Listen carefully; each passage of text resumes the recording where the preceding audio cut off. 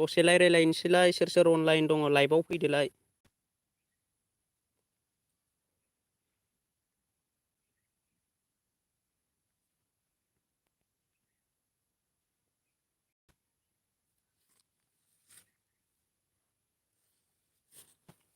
Hello लोगोफोर सोर सोर लाइभआव दङ मेसेज खालामहर। दसे चेनेल प्रम'सन खालामलायनोसैलाय गावजों गाव। हेलौ सोर सोर लाइभआव फैदों मेसेज खालामहर। दसे गावजों गाव चेनेल प्रम'सन खालामलायसै लोगोफोर। लाइभआव फैदोलाय रायलायलायनोसै दसे मोजां गाज्रि।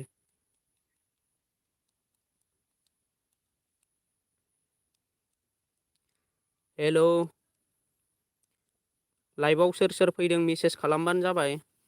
गावजों गाव प्रम'सन खालामलायसै चेनेल फिसाजों फिसा।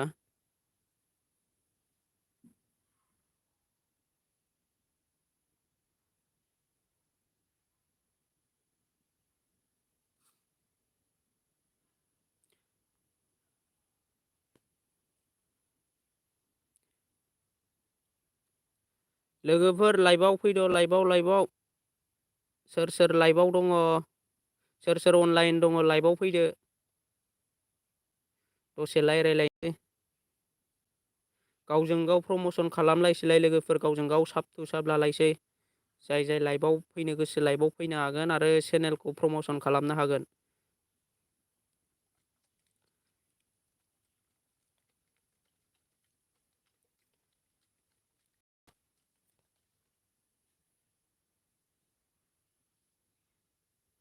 हेल' लोगोफोर लाइभआव फैद' लाइभआव सोर सोर अनलाइन दङ लाइभआव फै दसे रायलायनोसै।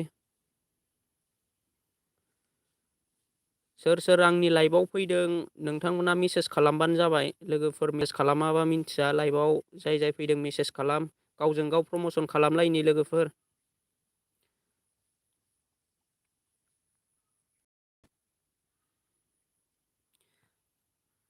जोंना नै सासे मेसेज हरबाय मिजिं डिए क्रेसन मा खालामदों ब्र'? ओरैनो दङ लोगोफोर। नोंथाङा मा खालामदों आरो अबेनि नोंथाङा? चेनेल प्रम'सन खालामलायसै लोगोफोर गावजों गाव सापर्ट होआबा सोर सापर्ट खालामबावनो जोंखौलाय। गावजों गाव सापर्ट होलायनांगौ ओंखायनो।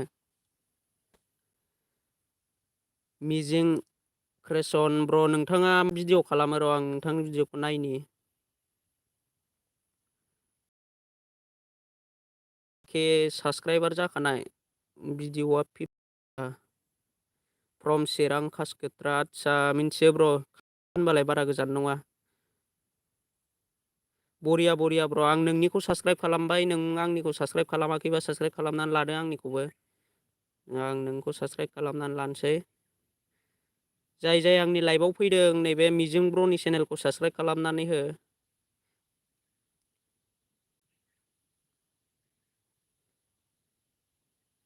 जों बिदिनो गावजों गाव सापर्ट खालामनांगौ। खालामखानायखा आदसा खालामखानाय अके ब्र' बिदिनो भिडिअखौबो नायनांगौ भिडिअ आपल'ड होयोबा कमेन्ट खालामनानै गालां जों गावजों गाव सापर्ट होआबा रावबो सापर्ट खालामा। आरो सोर सोर लाइभआव दङ मेसेज खालाम।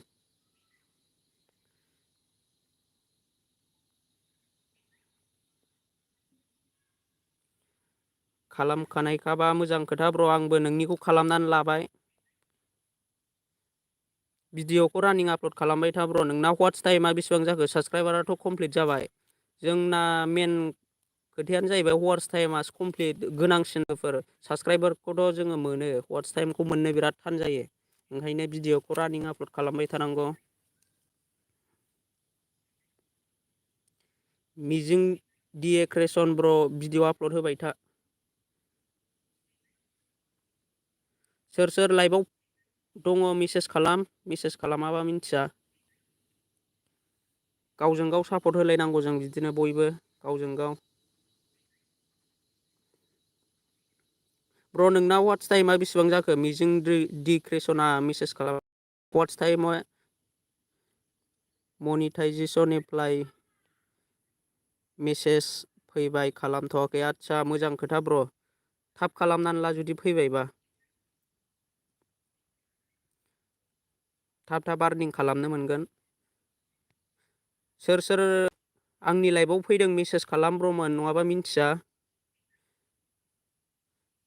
4700 आदसा मोजां जाबाय ब्र। मनेटाइजेसन एप्लाइ खालामनानै लादो, थाब आर्निं खालामनो हागोन होनबाना। सोर लाइभआव दङ मेसेज खालामहर, जों गावजों गाव साबसक्राइब टु साबसक्राइब लालायनांगौ लोगोफोर, नङाबा रावबो साबसक्राइब खालामलाया जों चेनेलखौ।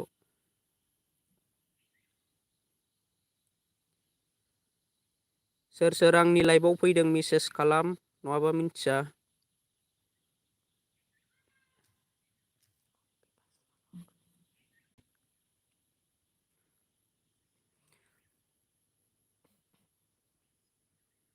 हेलौ, सोर दङ मेसेज खालाम ब्रमोन, लाइभआव सोर फैदों आंनि लाइभआव सोंहरनो हागोन। आरो गावजों गाव साबसक्राइब टु साबसक्राइब लालायनांगौ जोंहा।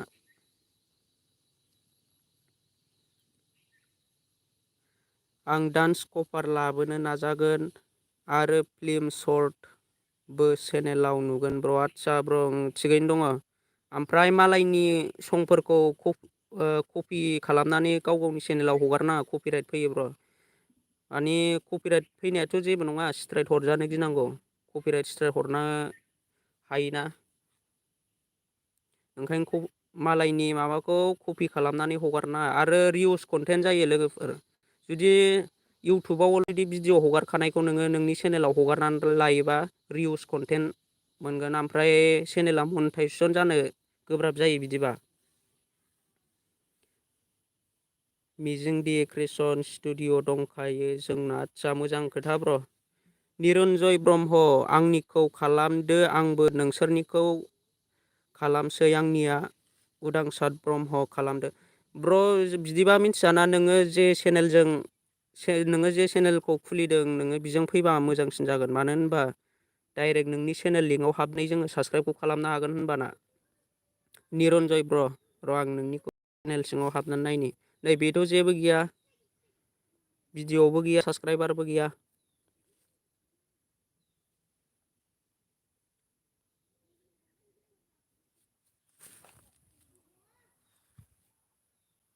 ब्रमोन, सोर आंनि लाइभआव फैदों मेसेज खालामहरलाय। मा जायगानि ब्र नों? आङो माबा डिस्ट्रिक्ट क'क्राझार ब्र, बारा गोजाननि नङा। आरो नोंसिनि जायगायावबो थांखांबाय आङो मेरला, नोंसिनि गामियाव क'क्राझार ओरै कासकट्रा खाथियाव थांखांबाय आङो। नार्जारि दिप। हेलौ ब्रमोन, सोर खालामहर, मेसेज खालामबासो मिन्थिगोन आङो, नङाबा मिन्थिया। जोङो गावजों गाव साबसक्राइब टु साबसक्राइब लालायनांगौ ब्रमोन। उदांसार ब्रह्म चेनेल। निरन्जय ब्रह्म, नोङो नोंनि चेनेलजों फैलाय।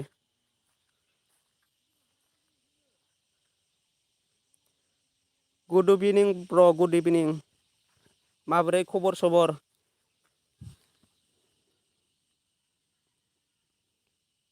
Narzary D blog.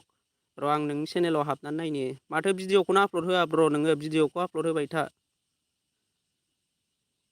बरिया दे, बिदिनो ब्लग लाबोबाय था ब्र। नोंनाबो चेनेला ग्र' जागोन, लासैनो ग्र' जागोन जोंना। आं नोंनिखौ साबसक्राइब खालामनानै होनोसै। जाय आंनि लाइभआव दङ नैबेनि चेनेलखौ साबसक्राइब खालामनानै हो। नार्जारि डि ब्लगनि चेनेलखौ साबसक्राइब खालामनानै हो लोगोफोर। जाय अनलाइन दङ, नार्जारि डि ब्लगनि चेनेलखौ साबसक्राइब खालामनानै हो। बिथाङाबो ब्लग भिडिअ लाबोयो दां, आं दिनैसो नुदों। आरो आङो साबसक्राइब खालामबाथाय भिडिअखौबो नायखायो। जोङो साबसक्राइब खालामबा भिडिअखौबो नायलायनांगौ लोगोफोर।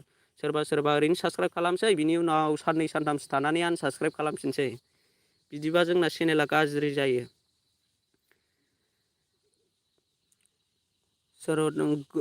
गोरलै खिलिनाय। हाइ ब्र, अबेनि नोंथाङा? कमेन्ट खालामहरलाय।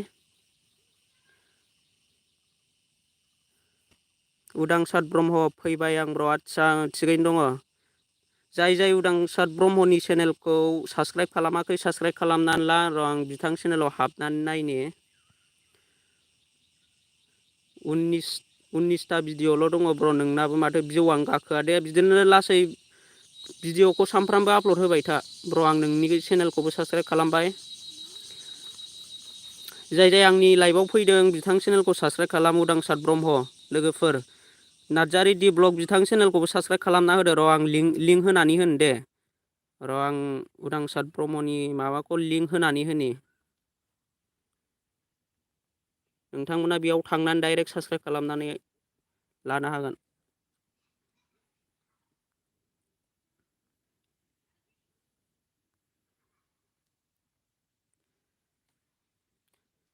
लोगोफोर नै आं लिंक होबाय बे लिंकआव क्लिक खालामनानै नार्जारि डि ब्लग ओमफ्राय मा होनो मिजिं डि क्रिएसन नैबे माबानि चेनेलखौ साबस्क्राइब खालामना होदो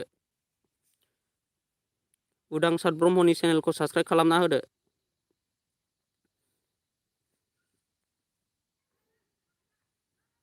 बिथाङा ब्लग चेनेल मानि ब्लग भिडिअ आपल'ड होयो उदांसार ब्रह्मआ थिगैनो दे ब्र' भिडिअखौ आपल'ड होबाय था साबस्क्राइबारा बेसेबां जाखो नोंनिया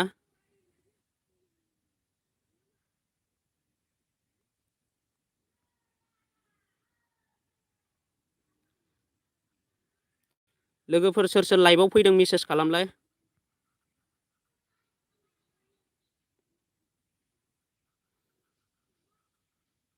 13ल' दाबो आदसा आं लासैनो जागोन ब्र' नोङो भिडिअखौ आपल'ड होबाय था नोंना भिडिअआनो दाबो 19थाल' जादों भिडिअखौ नोङो रानिं भिडिअ लाबोनो नाजा नार्जारि डि ब्लग सोरना ब्र' आंनिया नामा ब्र' नोंनिखौबो साबस्क्राइब खालामखाबाय आङो जाय जाय नार्जारि डि ब्लगनि चेनेलखौ साबस्क्राइब खालामाखै बिनिखौबो साबस्क्राइब खालामना होदो जों गावजों गाव सापर्ट होलायाबा जोंखौ सापर्ट होग्रा रावबो थाया जोङो माने फार्स्ट टाइमाव सापर्ट मोननांगौआ बिराद गोब्राब जायो लोगोफोर ओंखायनो गावजों गाव सापर्ट होलायनांगौ साबस्क्राइबखौ जोङो आरामसे कमप्लिट खालामनो हायो गावजों गाव इउटुबारजों इउटुबार बिदिनो साब लालायोबानो जों साबस्क्राइबखौ कमप्लिट खालामनो हायो जोंना वाट्च टाइमासो गिदिर बाथ्रा लोगोफोर वाट्च टाइमखौ कमप्लिट खालामनो बिराद नाजानांगौ जायो बेनिखायनो जोङो गावजों गाव सापर्ट होलाय भिडिअफोर आपल'ड होयोब्ला नायनानै कमेन्ट खालामहर लाइक खालामहर होनबाना जायफोर भिडिअ बानायग्रा गोसोखौ मोजां मोनो माखासे चेनेल गिदिर गिदिरफ्राथ' जोंनि चेनेल फिसा फिसानि भिडिअखौ नायखाया नायबाबो बिसोरो माने मोजां माबा खालामा ओंखायनो जोङो गावजों गाव सापर्ट होलायनांगौ उदांसार ब्रह्म वेस बारायनायनि माबाफोर दं नामा ब्र' बिनि जेबो ट्रिक गैया नोंथाङा भिडिअल' आपल'ड होबाय था ओमफ्राय मोजां माने भिउवार नायग्रा लोगोफोरनो जेनेबा नायग्राफोरनि भिउवारफोरनि सिगाङाव मोजां भिडिअ लाबोबाय था होनबानो चेनेला हारसिंनो ग्र' जानायनि चान्सआव थायो आरो जोङो सोरबा मा खालामो चेनेलखौ साबस्क्राइब खालामसै ओमफ्राय भिडिअखौ दानला दुनला नायसै बिदियाव जोंना भिडिअनि सिटिआर होननाय थायोना बे क्लिक टु रेटआ बे डाउन जाबाथाय जोंनि माबाया भिडिअआ इमप्रेसना डाउन जाबाथाय जोंनि भिडिअखौ रावबो नुहैया माने सिटिआरखौ खमायना हरो इउटुब टिमा ओंखायनो जोङो भिडिअखौ नायबाथाय फुल नायजोबनांगौ होनबाना भिडिअनि माबाया सिटिआरा बारायो सिटिआर बारायबाथाय जोंना इउटुब टिमा मा खालामो इमप्रेसनखौ बारायना हरो दा जोंना बेनो लोगोफोर जोङो जेला इउटुब चेनेलखौ खुलिबाय जेला जोङो भिडिअखौ रानिं आपल'ड होनांगौ दा सोर साबस्क्राइब खालामाखै उदांसार ब्रह्मनि चेनेलखौ साबस्क्राइब खालामना होदो आं साबस्क्राइब खालामखाबाय आरो लिंकखौबो होनानै होबाय आं उदांसार दे लाइभआव सोर फैदों मेसेज खालामहरलाय लाइभआव सोर फैदों मेसेज खालामहर लोगोफोर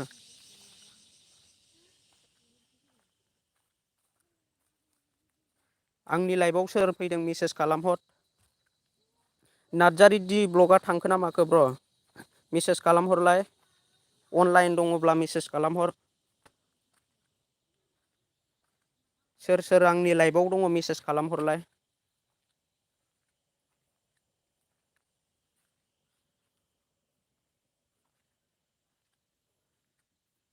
आंनि लाइभआव सोर फैदों मेसेज खालामहर दे नार्जारि डि ब्लगआ आदसा दङ ब्र' दं दे थिगैनो मा होनो नैबे जोंना माबाया उदांसार ब्रह्मनि चेनेलखौ साबस्क्राइब खालामनानै फैदो नार्जारि डि ब्लग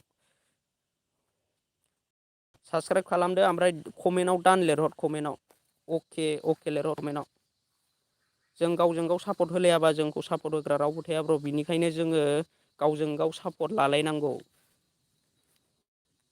खालामना फैबाय ब्र आदसा ओमफ्राय उदांसार ब्रह्मआबो नार्जारि दि ब्लगनि चेनेलखौ साबसक्राइब खालामनानै फैदो लोगोफोर आरो भिडिअखौबो नायनानै होलाय जों बिदिनो गावजों गाव राजेश हेपि ब्लग हेल' ब्र राइट ब्र आदसा ब्र नोंबो दङ थिगैनो नार्जारि हेपि ब्लगनाथ' चेनेला मोननै ना ब्र राजेश हेपि ब्लग जायफ्रा नैबे नार्जारि दि ब्लग ओमफ्राय उदांसार ब्रह्म नार्जारि हेपि ब्लगनि चेनेलखौबो साबसक्राइब खालाम बिथाङाबो बेयाव ब्लग आं नैबेनि चेनेलखौ मोनदोंना मोनाखै नायखांबायमोन बिनिखौबो आं लिंकआव होनानै होनि नार्जारि हेपि ब्लगनि चेनेलखौ आं लिंकआव होना होनि ब्र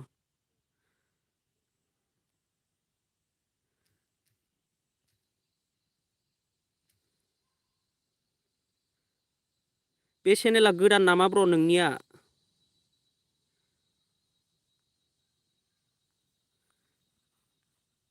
राजेश हेपि ब्लग नोंना बे चेनेला गोदान नामा नोंथ' बैयासो रानिं भिडिअ आपल'ड होयो माथो बेयाव भिडिअआनो गैया ब्र नोङो दा अबेखौ बांसिन सालायो अबाहाय नोङो बांसिन भिडिअ हगारो कमेन्ट खालामलाय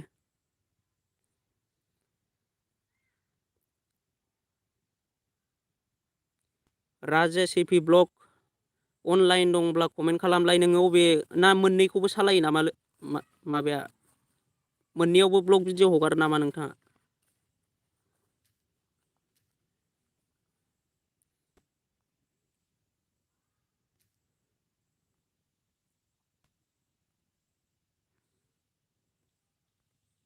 मा ओंख्रि जायामोन ब्र जोंना ओंख्रिया दालि जहलसोमोन ब्र दालि जहल खुसिया फाजामोन आर चिरां चेनेलाव ब्र ओं मिन्थिखायो ब्र नोंनिखौ ओमफ्राय आङो बेखौसो मिथियामोन नोंनि नैबे राजेश हेपि ब्लगखौसो मिथियामोन आङो थेवबाबो आङो नैबे आंनि माबायाव होनानै दोनबाय जाय साबसक्राइब खालामाखै साबसक्राइब खालामनानै लालायदो साबसक्राइब खालामनानै लालायदो ब्रमोन मा होनो नार्जारि दि ब्लग ओमफ्राय उदांसार ब्रह्मआ थांखो ना माखोथाय उदांसार ब्रह्म कमेन्ट खालामलाय दङब्ला कमेन्ट खालामनानै खोन्थाहरलाय थांखो ना माखो नोंथाङा जाय राजेश हेपि ब्लगनि चेनेलखौ साबसक्राइब खालामाखै साबसक्राइब खालामना होदो जों गावजों गाव सापर्ट होलायाबा सापर्ट मोननांगौआ बिराद थान जायो बेनिखायनो गावजों गाव सापर्ट लालायनांगौआ फार्स्ट टाइमाव बिराद गोनांथि लोगोफोर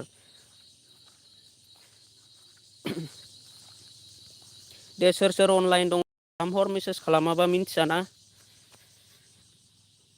आङो लिंक होनानै दोनबाय राजेश हेपि ब्लग नोंथांनि चेनेलखौ आङो लिंक होनानै दोनबाय खालामना फैबाय ब्र बिनिखौबो आदसा नार्जारि दि ब्लगआ जोंना खालामबाय चिरां नोंथांनि चेनेलखौ नैबे राजेश हेपि ब्लग चेनेलखौ साबसक्राइब खालामनानै फैयो सोर खालामदों दान लिरहरलाय कमेन्टआव दान लिरहर सोर साबसक्राइब खालामदों राजेश हेपि ब्लगनि चेनेलखौ सोर साबसक्राइब खालामनानै फैखो कमेन्टआव दान लिरनानै फैलाय जोङो बिदिनो मोनसे साबसक्राइब खालामनानै लालायगोन बयबो जों जयैनो होनबाना जोङो मेरला साबसक्राइब मोनगोन साबसक्राइबखौ जोङो आरामसे कमप्लिट खालामनानै लानो हायो 1K साबसक्राइबा बारा बुरजा नङा जों इउटुबारनो जायो रावबो खालामाबा लोगोसे जोङो भिडिअखौल' रानिं आपल'ड होबाय थानांगौ लोगोफोर जुदि वाट्च टाइमखौ कमप्लिट खालामनो माबादोंबा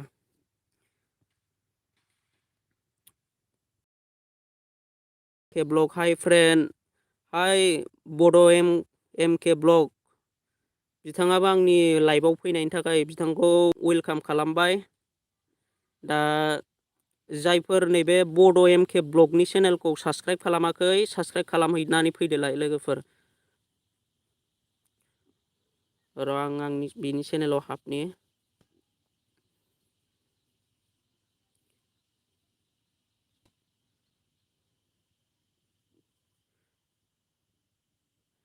आंनिखौ नायबायना SMS खौ आदसा आं उदांसार ब्रह्म नायदों उदांसार ब्रह्मनि बे मा होनो बड' एम के ब्लगनि चेनेलखौ साबसक्राइब खालामनानै होदो बिथाङाबो ब्लग भिडिअ लाबोयो आं लिंकआव होना होनि आंनि नैबे माबायाव नोंथांमोना बेयाव थांनानै डाइरेक्ट साबसक्राइब खालामनानै फै बड' MK ब्लगनि चेनेलखौ जायफोरा साबस्क्राइब खालामाखै साबस्क्राइब खालामनानै फैलायदो लोगोफोर। दा लाइभआव सोर फैदों साबस्क्राइब खालामनानै फैजोबदो। उदांसार ब्रह्म ओमफ्राय लोगोसे नार्जारि DK ब्लग ओमफ्राय राजेश हेपि ब्लग साथाम दङ, साथामबो साबस्क्राइब खालामनानै फैदो जयैनो। आरो नैबे बड' MKआबो बिथांमोननि चेनेलखौ साबस्क्राइब खालामाखैबा साबस्क्राइब खालामनानै लादो। जों गावजों गाव सापर्ट होलायनांगौ, नङाबा जोङो ग्र' जानो बिराद थान जागोन। लोगो आंनि लाइभआव सोर दङ बिथांनि चेनेलखौबो साबस्क्राइब खालामनानै फैदो। गावजों गाव साबस्क्राइब लालायनो आङो लाइभ भिडिअ हगारबाय थागोन बिदिनो सम सम। दा नोंथांमोना बिदिनो सापर्ट खालामलायबाय था, जों बयबो खौसेयै जयै जानानै साबस्क्राइब खालामनानै लालायगोन। बड' MK ब्लग अके खालामगोन। आदसा दे खालामनानै लालाय। आरो जायफोर साबस्क्राइब खालामाखै साबस्क्राइब खालामनानै होदो बड' MK ब्लगनिखौ। नार्जारि डि ब्लग खालामबाय ब्र' बेखौबो। आदसा थिगैनो दङ दे ब्र' खालामबायबा। आरो लोगोसे नैबे बड' MK ब्लगआबो नार्जारि डि ब्लगनि चेनेलखौ साबस्क्राइब खालामना होदो। जोङो गावजों गाव सापर्ट होलायनांगौ, नङाबा बिराद थान जायो। फार्स्ट टाइमाव जोङो साबस्क्राइब खालामनानै लानांगौ।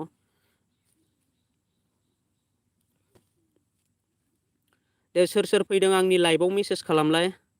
सोर दङ आंजों अनलाइन, सोर दंफायो।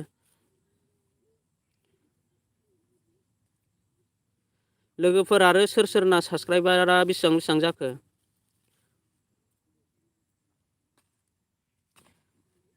लाइभआव सोर फैदों मेसेज खालामलाय। बड' MK ब्लग बिथाङा थांखो ना माखो मेसेज खालामलाय।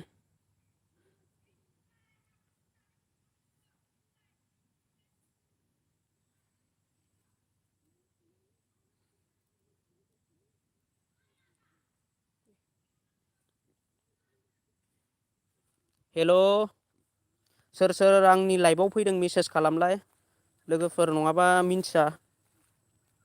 जाय लाइभआव दङ मेसेज खालाम। निरन्जय ब्रह्म बड' MK ब्लगखौ आं खालामबाय ब्र'। आदसा थिगैनो दङ दे। नोंना मामोनलाय चेनेल नामा? नोंनिया मामोनलाय ब्र'? निरन्जय ब्रह्मनो नोंथांना मामोनलाय चेनेल नामा? बेथ' नङाना। नोङो नोंनि चेनेलजों मेसेज खालामहरलाय ब्र'। निरन्जय ब्रह्म बड' MK ब्लग। रितेस्वर राधा बसुमतारी आदसा नाइस। थेंक इउ ब्र', थेंक इउ लाइभआव फैनायनि थाखाय। आंनि लाइभआव फैनायनि थाखाय थेंक इउ। उदांसार ब्रह्म आदसा आङो उदांसार ब्रह्मनि चेनेलखौबो साबस्क्राइब खालामदो। नैबे माबाया बड' MK ब्लगआ उदांसार ब्रह्मनि चेनेलखौ साबस्क्राइब खालामनानै हैदो। आदसा आं नोंनिखौ लिंक होनानै होनि र' ब्र'। नोंना उदांसार ब्रह्ममोन ना? आं उदांसार ब्रह्मनि चेनेलखौ लिंक होनानै होनि र'। बेयाव थांनानै डाइरेक्ट साबस्क्राइब खालामनानै फैनो हागोन।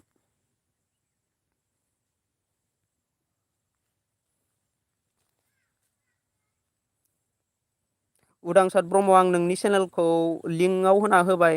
नैबे माबाया थांनानै साबस्क्राइब खालामहैनो हागोन। नैबे बड' MK ब्लगआ। बड' MK ब्लग ओमफ्राय नार्जारि डि ब्लग बिथां चेनेलखौबो साबस्क्राइब खालामना फैदो।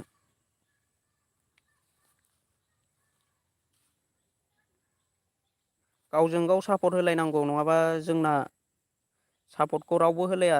जों गावजों गाव इउटुबार फिसाजों फिसा सापर्ट होलायनांगौ।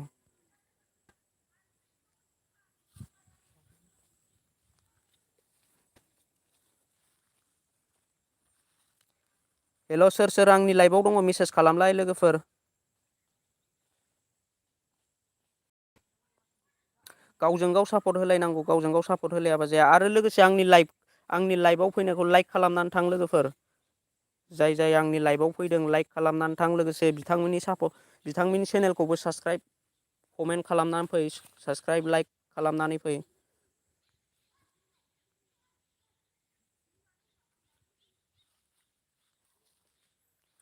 सोर आंनि लाइभआव दङ? राजेश हेपि ब्लगखौ खालामबाय आं। आदसा उदांसार ब्रह्मआ राजा सिपि ब्लगनि चेनेलखौ साबसक्राइब खालामबाय। राजा सिपि ब्लगा थांखो ना माखोथाय ब्र मेसेज खालामहरलाय, आंनि लाइभआव दङबा मेसेज खालामनानै होलाय। राजा सिपि ब्लगा थांखो ना माखो मेसेज खालामलाय।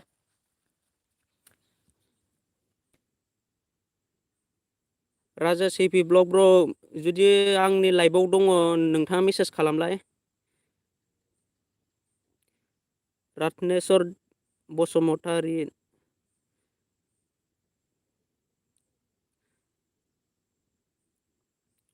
जाय ब्रह्म ब्रनि चेनेलखौ साबसक्राइब खालामाखै साबसक्राइब खालामना होदो। आं बिनि आंनि नैबाय होनानै दोनबाय, क्लिक खालामनानै साबसक्राइब खालामनानै फैजोबदो। जिएम बड' दासो नायदों आं ब्र। आदसा आंनि लाइभआव फैनायनि थाखाय वेलकाम खालामबाय ब्र नोंखौ जिएम बड' ब्र। माबोरै दङ नों? साबसक्राइबारा बेसेबां जाखो कमेन्ट खालामनानै खोन्थाहरलाय। नार्जारि डि ब्लगखौबो खालामबाय आं। आदसा आं थिगैनो दङ, बरिया जोङो बिदिनो गावजों गाव साबसक्राइब खालामनांगौ लोगोफोर।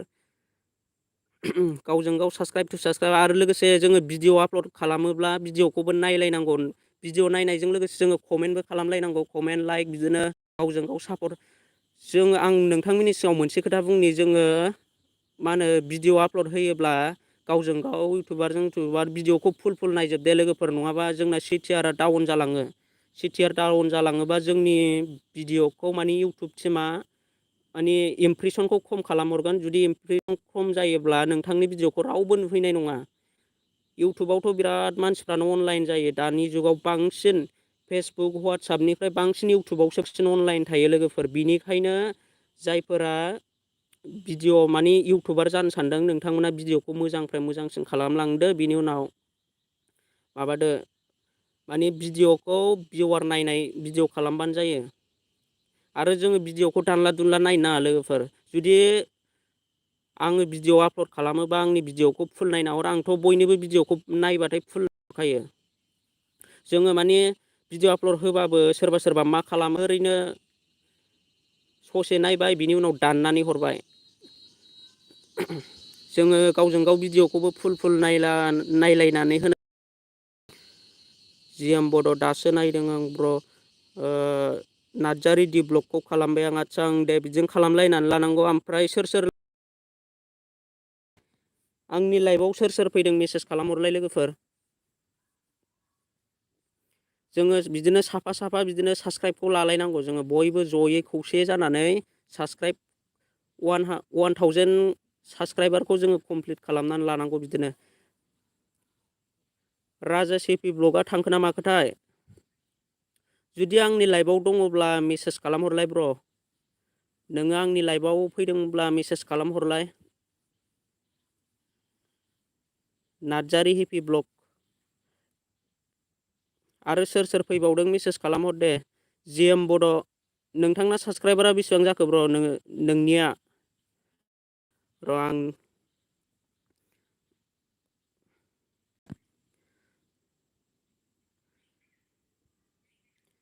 जिएम बड' नोंथाङा थांखो ना माखोथाय? मेसेज खालामलाय जिएम बड'। ब्र आंनि लाइभआव दङब्ला मेसेज खालामनानै हरलाय।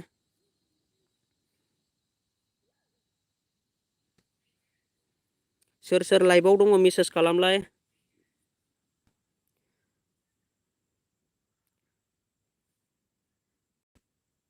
लोगोफोर लाइभआव सोर फैदों मेसेज खालामहर। आरो सोर उदांसार ब्रह्मनि चेनेलखौ सोर साबसक्राइब खालामाखै साबसक्राइब खालामना होदो। आं लिंकखौ होना होखाबाय, लिंकआव थुदो, साबसक्राइब खालामनानै लाबोदो। साबसक्राइब खालामनानै फैलायदो। जोङो गावजों गाव बिदिनो सापर्ट होलायाबा रावबो सापर्ट होलाया लोगोफोर। आरो लोगोसे भिडिअफोरखौबो नायलायना होनांगौ। जोंना सोरबा आनसाबसक्राइब खालामलायो लोगोफोर। आंनाथ' बिराद साबसक्राइब माइनास जायो। बिदिनो सानसेयाव 20 जन 30 जन गाहाम साबसक्राइब बुथुमसै। बिनि उनाव साबसक्राइबारा आंना बिदिनो खेनसेनो 10था गाहाम माइनास जायो आंना साबसक्राइबारा। एखमबा 7था, एखमबा 8था, एखमबा 10था। इउटुब खुलिनाय मोजां मोनसे भिडिअ लाबो ब्र। आं लोगो आदसा नोङो जेरै खुलिदोंमोन बिदिनो खुलिना हो लोगो माबा निरन्जय ब्रह्म ब्र। आं लाबोगोन लाबोनाया, आंबो दा भिडिअ लाबोनो हाथ'वाखै। गाबोन समफोरनिफ्राय लाबोगोन आङो। रानिं भिडिअ लाबोनो नाजागोन। आरो सम लाइभ फैगोन। जोङो बिदिनो साबसक्राइबखौ बुथुमनानै लालायनांगौ गावजों गाव। जोङो साबस्क्राइबखौ आरामसे बुथुमनानै लानो हायो। वाट्च टाइमखौबो जोङो रानिं भिडिअ खालामबाय थायोब्ला जोंना माने सानसे नङा सानसेबाबो नो हाखागोन जोङो। ओंखायनो बारा टेनसन लानानै लाब गैया, जोङो गाव गावनि खालामनानै नाजानांगौ, लोगोसे भिडिअखौ रानिं होनांगौ। मोनथामल' भिडिअ होनानै इउटुबाव साक्सेस जानो बिराद थान जायो। जोङो भिडिअखौबो खालामलांबाय थानांगौ, लोगोसे मोजां भिडिअ लाबोनो नाजानांगौ जोङो भिउवारफोरनि थाखाय। सोरबा जोंना बर'फ्रा मा खालामो, बाबो साबस्क्राइब खालामनो नागिरा आरो लोगोफोरखौ साबस्क्राइब खालामनो थिनबाथ' लोगोफ्रा बायदिसिनासो बुंबावो, पार्टि जाहोदो मादोसो होनलाबायबावो। ओंखायनो जोङो गावजों गाव साबस्क्राइब खालामनानै लानांगौ। इउटुबार फिसाजों फिसा, इउटुबार गिदिर गिदिरफ्राथ' जोंनि चेनेलखौ नायखाया आरो मिन्थिया। आरो जोङो प्रम'सन खालामनो थिनोब्ला बिसोरो जोंनि मेसेजखौनो नायबावासो। जोङो माने इउटुबाव सोरखौबा प्रम'सन खालामनो थिनोबा, माने लिंक होफानो थिनोबा बिसोरो होफानो नागिरा। फार्स्ट टाइमाव बयबो बिदिनो जाखायो। सोर सोर आंनि लाइभआव फैदों मेसेज खालामलाय ब्र'मोन, सोर सोर आंनि लाइभआव दङ मेसेज खालामनानै खोन्थाहरलाय।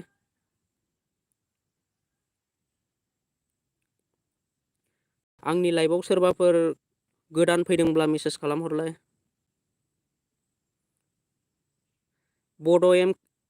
बड' एम के ब्लगनि चेनेलखौ जाय जाय साबस्क्राइब खालामाखै बिनिखौबो साबस्क्राइब खालामनानै फैदो। आं सिगाङावनो खामोन। नार्जारि डि ब्लगखौ खालामबाय। नार्जारि डि ब्लगआ थांखो ना माखोथाय मेसेज खालामहरलाय ब्र', थांखो ना माखो। उदांसार ब्रह्म, नोंथाङा थांखो ना माखो मेसेज खालामहरलाय।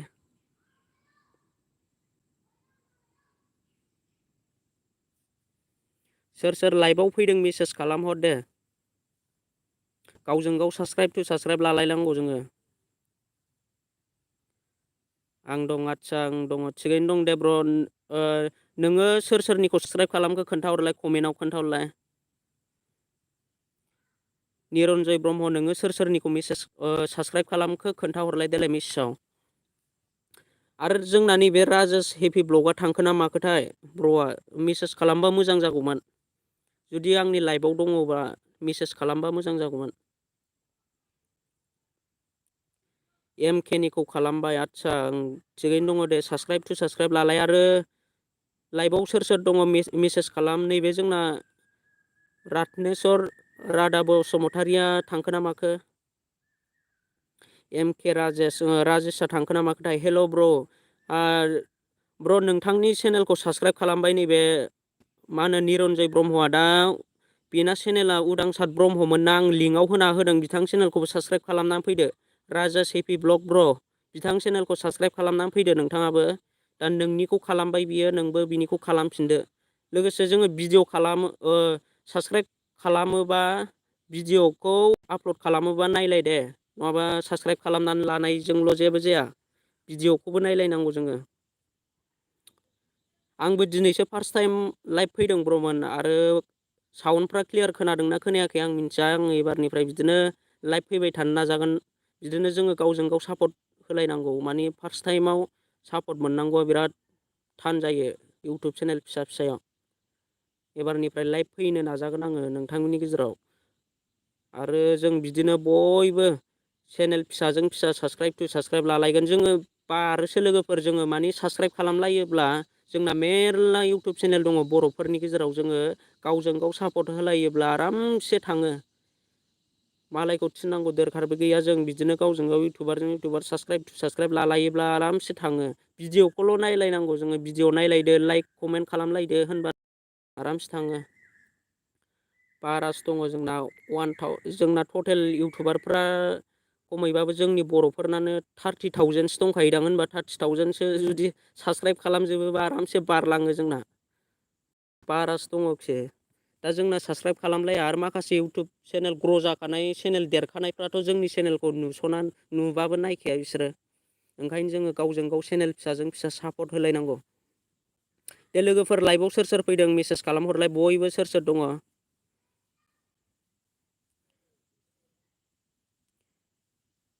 निरन्जय ब्रह्म नार्जारि, आंनि लाइभआव सोर सोर फैदों मेसेज खालामहरलाय।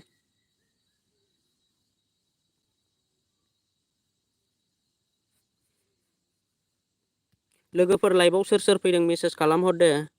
आरो राजा सिपि ब्लगनि चेनेलखौ जाय साबस्क्राइब खालामाखै साबस्क्राइब खालामदो। आरो राजा सिपि ब्लगाबो बिथांमोननि चेनेलखौ साबस्क्राइब खालामदो। कमेन्ट खालामबाथाय साबस्क्राइब खालामनानै होलाय।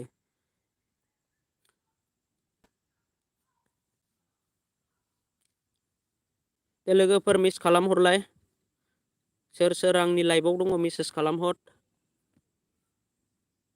जोंना नैबे थांखो ना माखोथाय बड' एमके ब्लगआ थांखो ना माखोथाय मेसेज खालामहरलाय।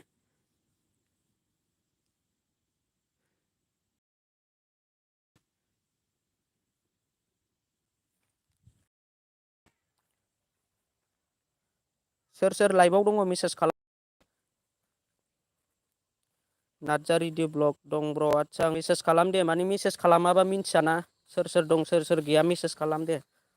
आरो सोर सोरनिखौ साबस्क्राइब खालामनानै फैखो बियो मेसेज खालामनानै खोन्थाहर। साबस्क्राइब टु साबस्क्राइब लालायनांगौआ गोनांथार जोंना फार्स्ट टाइमाव।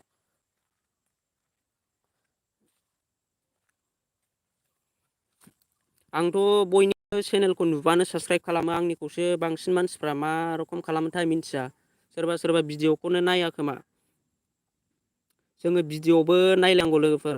साबस्क्राइब खालामबाय जेला जोङो भिडिअखौ गावजों गाव नायलायना हरलायनांगौ। नार्जारि दि ब्लग नोंथांना चेनेला बेसेबां साबस्क्राइबार दङ गासै टटेल ब्र'? कमेन्ट खालामनानै खोन्थाहरलाय। टटेल साबस्क्राइबारा बेसेबां दङ नोंनिया? माथो भिडिअखौ होआ ब्र'? नोंना 7थाल' भिडिअ दङ माथो। भिडिअखौ रां आपल'ड होनो नाजा ब्र'। ब्लग भिडिअ लाबोदोंब्ला मोजां मोजां ब्लग खालामनानै माने जायगा बेरायलायनाङा नोङो भिउवारजों सिनायजानाय मोजाङै भिडिअ खालामनानै लाबो नोङो। जुदि इउटुबाव साक्सेस जानो लुगैदोंबा नोङो जायगा बेरायनानैल' जाया। नोङो न'आव थाब्लाबो नोंनि लाइफखौ सेयार खालामबानो जाबाय आरोखि ना। नों मा खालामदों मा जादों मा लोंदों होनबानो साबस्क्राइबारा हारसिं फैगोन। दे आंनि लाइभआव सोर सोर दङ मेसेज खालामहरलाय। खमथार ब्र' रेंकिं हाया ब्र'। मा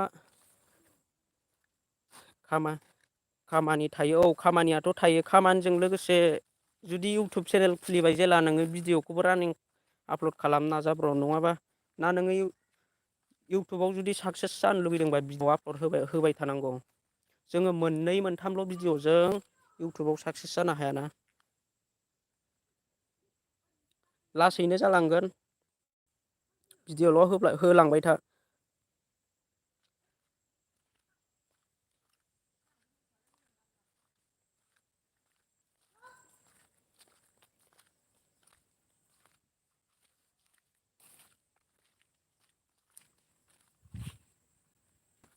दे आंनि लाइभआव सोर सोर दङ मेसेज खालामलाय।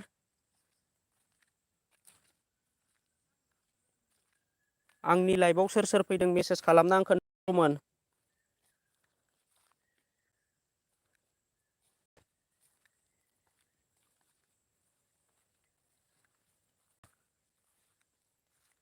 हेल' लाइभआव सोर सोर दङ मेसेज खालामहर दे ब्र'मोन।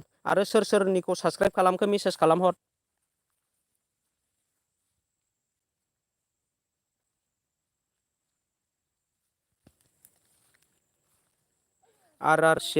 चिरां लिंक हो ब्र'।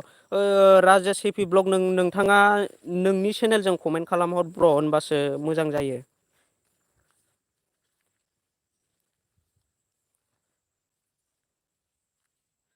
निरन्जय ब्रह्म आं खालामजोब्बाय। आदसा जोंना नैबे निरन्जय उदांसार ब्रह्ममोन ना? उदांसार ब्रह्म बिथाङा खालामजोब्बाय जाहैदों गासैनिखौबो। जाय बिनिखौ साबस्क्राइब खालामाखै साबस्क्राइब खालामना होदो उदांसार ब्रह्मनिखौबो।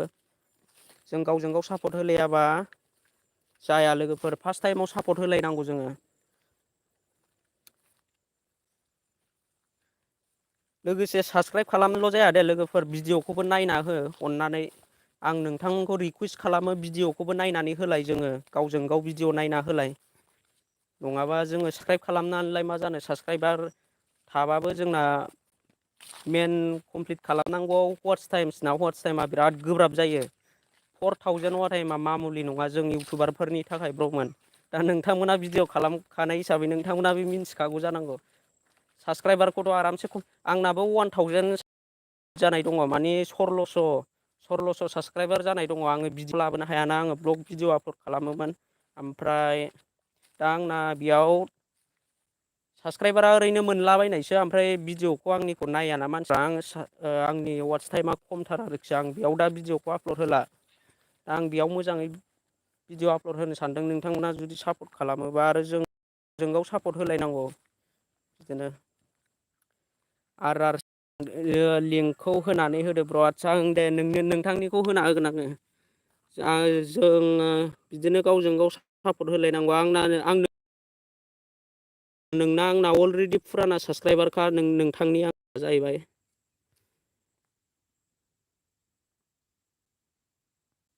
आर चिरां बिथांनि चेनेलखौ आङो लिंकआव होना होबाय। जाय साबस्क्राइब खालामाखै साबस्क्राइब खालामनानै फैदो।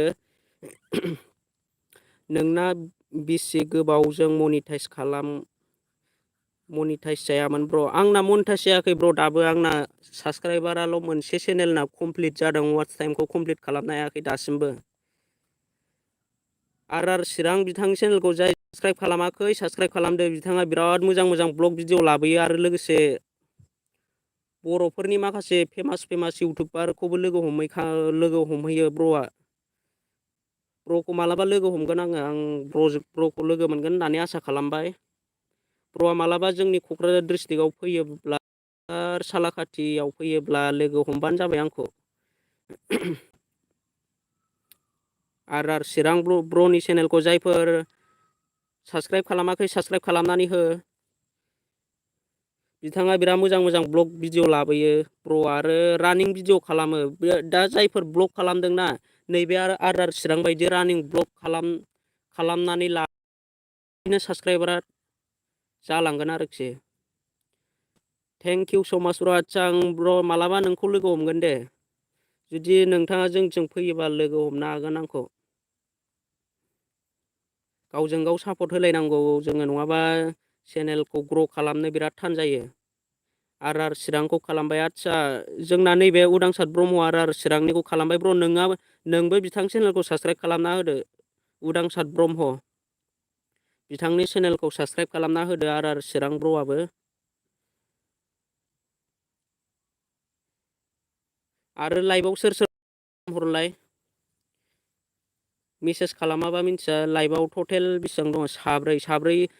सोर साब्रै दङ मेसेज खालामनानै खोन्थाहरलाय ब्र'मोन।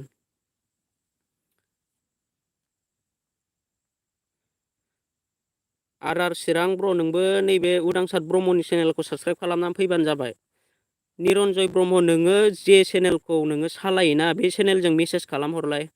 ओमफ्राय बिनि उनाव होनबाना नोंनि चेनेलखौ बिसोरो डाइरेक्ट थांनानै साबस्क्राइब खालामहैनो हागोन।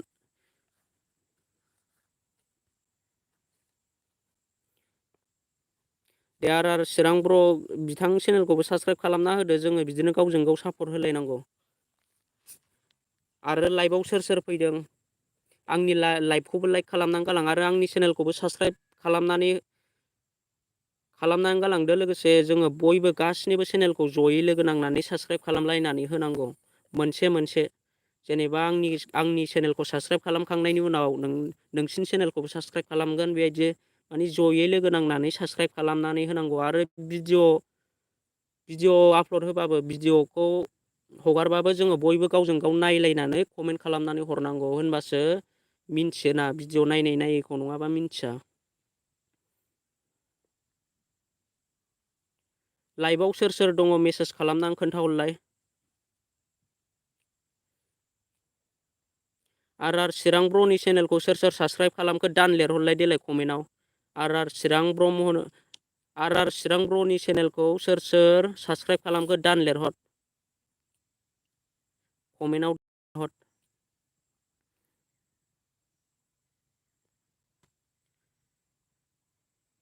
हेल' ब्र', आर चिरां, आं मोनसे खोथा सोंनि। नोंना वाट्च टाइमा बेसेबां जाखो? कमप्लिट जाबाय नामा? आर चिरां ब्र', अनलाइन दङब्ला मेसेज खालामनानै खोन्थाहरलाय। लाइभआव दङब्ला नोंनि टटेल वाट्च टाइमा बेसेबां जाखो? आर चिरां ब्र', मोनथिनो लुगैदों नोंनिखौ। साबस्क्राइबाराथ' 2K नि बारखाबाय। जेला आं ब्र'नि चेनेलखौ साबस्क्राइब खालामो, बेना गैयामोन साबस्क्राइबारा। दा मालाय रानिं भिडिअ खालामनानै कमप्लिट खालामनो हाबाय ब्र'आबो। दा नोंथांमोनाबो हागोन ब्र' बायदि माने रानिं भिडिअ खस्थ' खालामनांगौ एसे।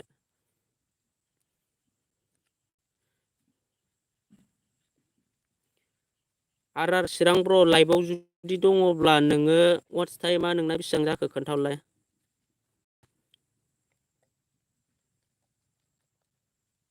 सोर सोर आंनि लाइभआव दङ मेसेज खालामहर।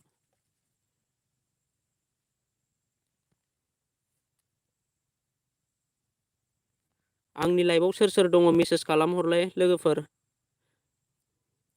निरन्जय ब्रह्म थांखो ना माखोथाय लाइभनिफ्राय।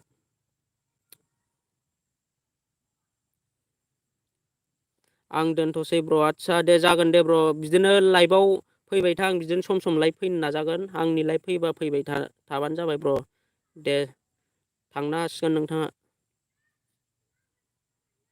आरो आंनि लाइभआव सोर सोर दङ मेसेज खालामना खोन्थाहरलाय।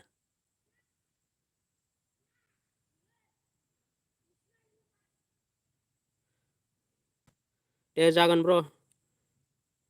भिडिअ आपल'ड खालामबाय था। उनाव जुदि नोङो इउटुबाव साक्सेस जानो लुगैदोंबा ब्र' नोंनियाबो मोजाङैनो ग्र' जालांगोन सानसे समाव।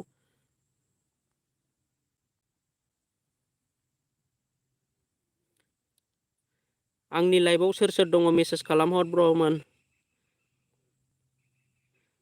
जिएम बड' आंबो थांथ'बाय ब्र' एसे बिजिथ'। आदसा जागोन दे ब्र'। बिदिनो लाइभआव आंनि लाइभआव आं बिदिनो सम लाइभ फैनो नाजागोन, फैबाय था जिएम बड' ब्लग।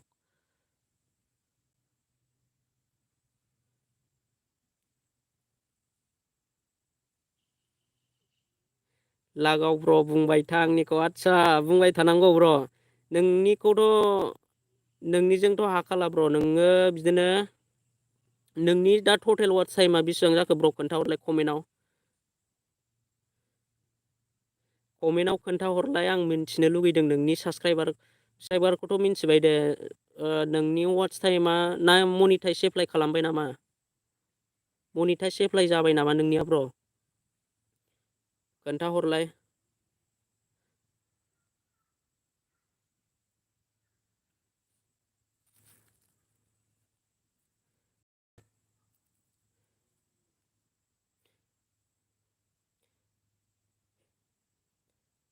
ब्र' जाबाय। आदसा बरिया, कंग्रेसुलेसन ब्र'। आंखौ लोगो मोनबा पार्टि खालाम दे मनिटाइस अन जानायनि। आरो आर्निंफ्रा जादोंना जाया? आर्निंआ बेसेबां जायो ब्र'?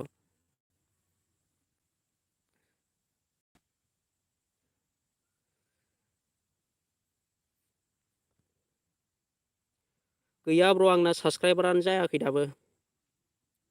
बिराद खम साबस्क्राइबार दङ आंनिया। साबस्क्राइबखौनो खालामा आरो सोरबा सोरबा आंनिखौ बिराद माइनास खालामो।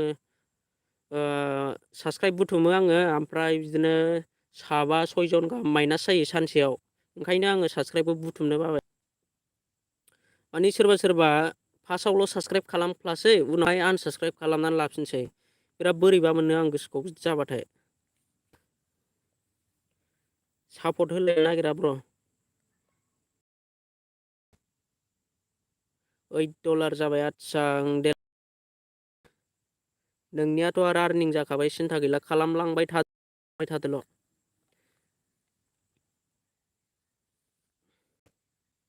आंनि लाइभआव सोर सोर फैदों मेसेज खालाम लोगोफोर। मेसेज खालामबासो मिन्थिगोन, मेसेज खालामाबा मिन्थिनाय नङा सोर सोर फैदों। आरो जोङो चेनेल प्रम'सन खालामलायनोबा मेसेज खालामनानै हर। आं लिंकखौ होनानै होगोन आंनि डिसक्रिपसन, आंनि नैबे मेसेज माबायाव लिंकखौ होना होगोन आङो। जों बयबो जाय लाइभआव फैयो आं खोन्थाहर, जोङो चेनेल प्रम'सन खालामलायगोन। बेबायदिनो गावजों गाव साबस्क्राइब टु साबस्क्राइब लालायगोन जोङो।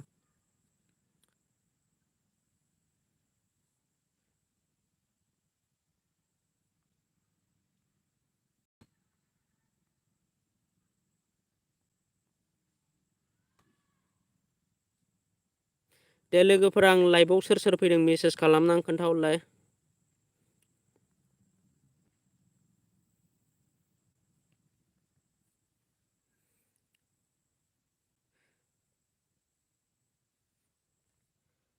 हेल' आर चिरां ब्र', थांखो ना माखो नोंथाङा? दिनै लाइभ फैनाय जाबाय ब्र'मोन। आं एबारनिफ्राय बिदिनो रानिं नोंथांमोननि गेजेराव लाइभ फैनो नाजागोन। नोंथांना फैबानो जाबाय। जायफोरना इउटुब चेनेला माने ग्र' जायाखै, साबस्क्राइबार बारायाखै, नोंथांमोना फैनानै जोङो गावजों गाव बिदिनो सापर्ट होलायलायगोन, गावजों गाव साबस्क्राइब टु साबस्क्राइब लालायलायगोन जोङो।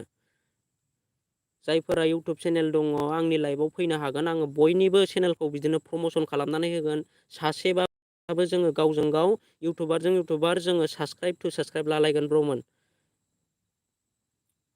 आरो लोगोसे जोङो भिडिअ'खौबो नायलायगोन। आंथ' आंनि चेनेलाव आङो जाय मानसिनि चेनेलखौ साबस्क्राइब खालामदों आङो बिसिनि चेनेलखौ नायखायो आङो, मालाबा कमेन्टसो हरनाय जाया। सासेल' खालामदों ब्र', आदसा। आर चिरां ब्र'निखौ सोर सोर साबस्क्राइब खालामाखै साबस्क्राइब खालामनानै फैबानो जाबाय। आरो लाइभआव सोर सोर दङ मेसेज खालामहर दे। आंनि लाइभआव सोर सोर दङ मेसेज खालामहर। खालामगोन ब्र', नै दा लाइभआव आंनाव खम फैदोंना, मानसिफ्रा थांफिनजोब्बाय।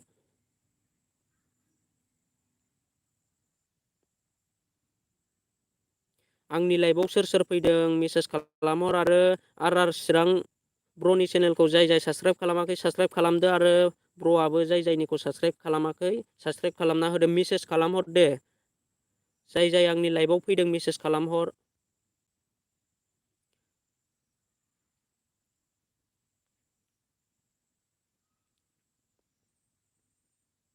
जाय जाय आंनि लाइभआव दङ मेसेज खालामहर।